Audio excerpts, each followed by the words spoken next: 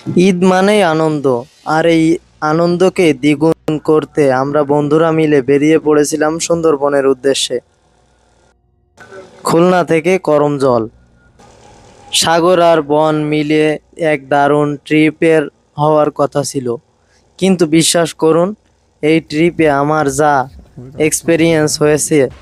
সকাল 6টায় trawler miss, আর সবশেষ আমাদের বানরের সাথে অসম লড়াই, আমাদের ড্রোন মর্মান্তিক পরিণতি।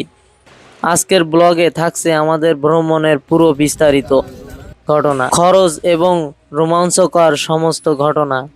তো সবাই সাথে থাকুন। সবাই লেট করে আসছে। মুজাদ ভাইয়ের সেই লেট করার আসার মুহূর্তটা ভালোই ছিল, মজার ছিল। হ্যালো এভরিওয়ান, আসসালামু আলাইকুম। কি অবস্থা সবার? এখন আমরা যাব সুন্দরবন করমজল। তো আপনারা আমাদের পুরো ভিডিও নিয়ে সাথে থাকুন। আজকে দেখাবো কিভাবে সুন্দরবনে কোথায় কিভাবে কি করে আপনারা সুন্দরবন খুব ভালোভাবে ঘুরতে পারবেন। পুরো ভিডিও নিয়ে থাকছি আমি এক্স আপনাদের সাথে। আপনারা দেখছেন RCR BDX গো। আমাদের দলের মুজাহিদ ভাই একটু গড়মিল করে বসে, যারে বলে উৎকণ্ঠা লোকজন। এই যে শুরুতে ছোটোখাটো ঘটনা, এটা ছিল আমাদের দিনের প্রথম মজাদার অ্যাডভাইস। অনেকেই জানতে চান সুন্দরবন যেতে কেমন খরচ হয়। সুন্দরবন ভ্রমণে আর্থিক হিসাবটা আমি আপনাদের দিচ্ছি। বোট ভাড়া সাদুরঘাট থেকে করমজল আসা যাওয়া বাবদ ট্রলার ভাড়া লেগেছে 4,000 টাকা। আর খাবার খরচের কথা বলতেছেন? খরচ, এই খরচে কেমন পড়তে পারে এমন ধারণা সবার থাকতে পারে। তো দেখুন, এখানে আমাদের অনেক বিষয় জাজমেন্ট করে। দেখা যাচ্ছে যে আমরা যদি রান্না করতাম, এখানে যদি আমাদের রান্না করার ব্যাপারটা থাকতো, তাহলে এখানে আমাদের খরচ পড়তো প্রায় 3,000 টাকার মতো 30 জন মানুষের। কিন্তু সেই জায়গায় আমরা কি করছি, আমরা মোংলা থেকে খাবার কিনেছি 160 টাকা করে, বা তারও বেশি পড়ছে অনেকের। তো সেক্ষেত্রে আমাদের 4,000 থেকে 5,000 টাকার মতো খরচ হয়ে গেছে এখানে খাওয়া বাবদ। তো এইখানে খাওয়া খরচটা আপনার খাবারের উপর ডিপেন্ড করে। তো এইখানে বোট ভাড়া আমাদের প্রায় 4,000 টাকা নিয়েছিল সাদুরঘাট টু করমজল। এবার এখানে ঢোকার ক্ষেত্রে কিন্তু 50 টাকা করে এন্ট্রি ফি লাগে করমজলে ঢোকার ক্ষেত্রে। তো যে কোনো পার্কে আপনি কলাগাছি যান বা অন্য অন্য পার্কে যান, এখানে কিন্তু আপনার 50 টাকা বা 100 টাকা এন্ট্রি ফি প্রয়োজন হবে। এবং মাস্ট বি আপনার কোস্টগার্ডের অনুমতিও লাগতে পারে, বা অবৈধ কিছু থাকলে অনেক সময় কোস্টগার্ড আপনাকে রেড দিয়ে আপনাকে ব্যবস্থায় ফেলতে পারে। এখানে যারা ফরেনিয়ার আছে তাদেরকে বাধ্যতামূলক গানম্যান ছাড়া তারা কিন্তু ঢুকতে পারে না।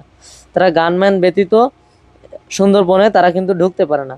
এক্ষেত্রে আমরা যেহেতু স্থানীয় ছিলাম, আমাদের কিন্তু গানম্যানের কোনো ধরনের প্রয়োজন নেই, বা আমাদেরকে রিকোয়েস্টও করে না যে আপনারা গানম্যান নিয়ে ঢুকেন। তো এখানে আমরা স্থানীয় হওয়ার কারণে আমরা একটু বেনিফিট পেয়েছিলাম অবশ্য।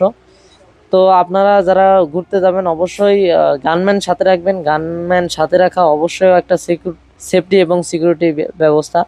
তো আমাদের ফিরে আসতে আসতে অনেক হয়ে গেছিলো। তো এর ভিতরে সুন্দরবনে অনেক ঘোরাঘুরি করলাম। তো এইখানে অনেক শাহবাগি ছিল। তো শাহবাগিগুলো যা করতেছিল তারা তো যাইছে তাই অবস্থা, পরিবেশ দূষণকারী।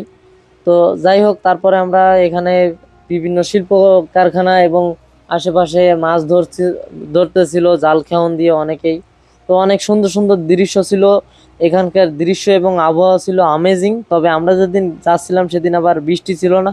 আর বৃষ্টির সময় বা আবহাওয়ার কথাটা অবশ্যই অবভিয়াসলি আপনারা চিন্তা করে নেবেন, কারণ যদি বৃষ্টি একবার হওয়া শুরু হয় বা বড় বড় দুর্যোগ হয়, তাহলে কিন্তু আপনাদেরকে কোস্টগার্ড সুন্দরবন বা করমজলে যেতে দিবে না।